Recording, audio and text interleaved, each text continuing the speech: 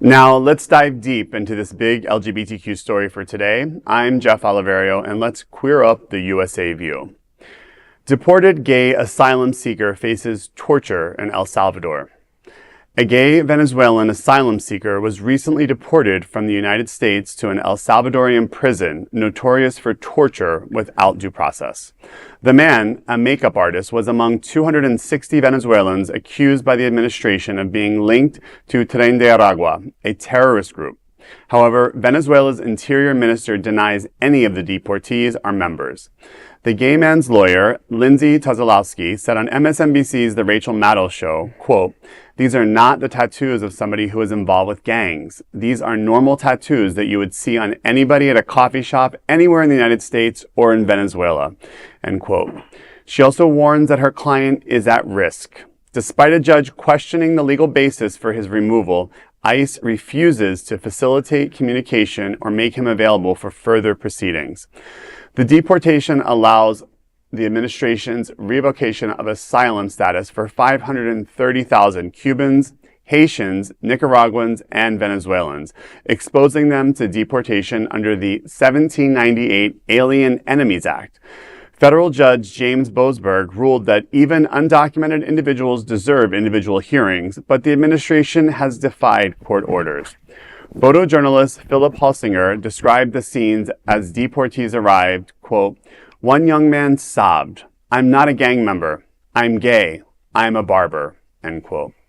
Prison guards shaved their heads, stripped them naked, and crammed 80 men into a single barren cell. Human Rights Watch calls the facility filthy and disease-ridden, yet deportations continue. You know, I saw the story when it went live on Rachel Maddow, and the attorney had made the decision at that moment to actually share the photo of the person who was deported. And I just, again, I had a moment where it just sent chills because, you know, you can hear in theory what it means to have due process and why we have that system in place. And, you know, and until you see we have to tell more of these stories of what's happening to people.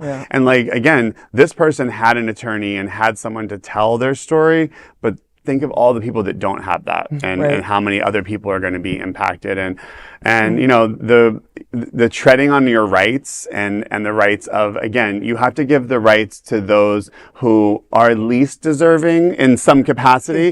Otherwise, it's a slippery slope and you're next. And that's the path we're on. And it's very scary. It is very scary. And, you know, even the people that were accused of being Nazis got more due process than any of these folks. And we're not at war. So this is a war thing that has only been invoked during a war, congressionally declared war. And it really is scary because they're not allowing people to prove who they are.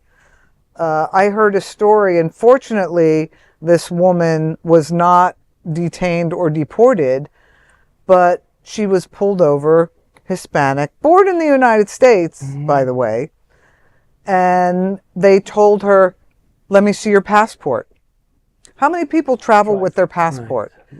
And there are on driver's license, if you notice now, there's a little star up in the corner that says USA.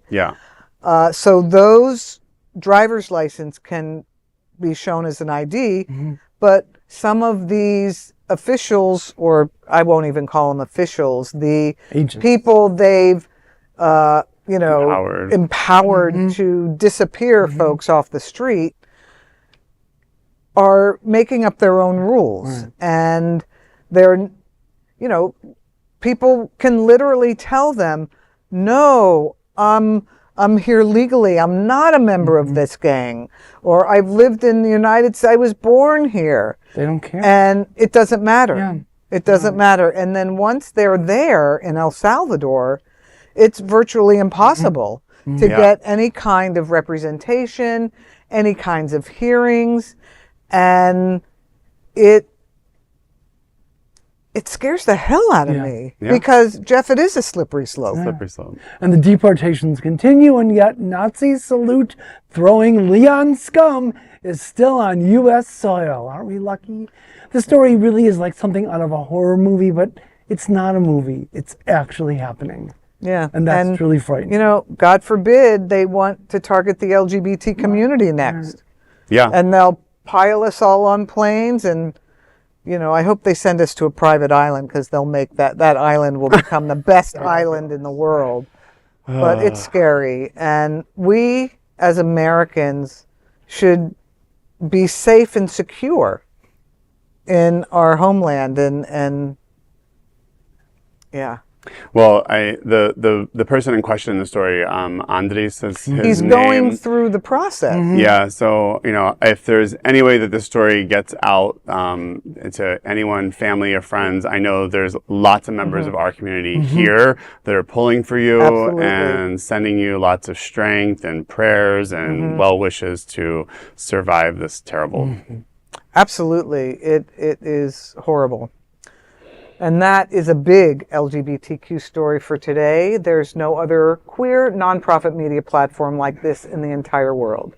Support our LGBTQ stories by subscribing and sharing Queer News Tonight.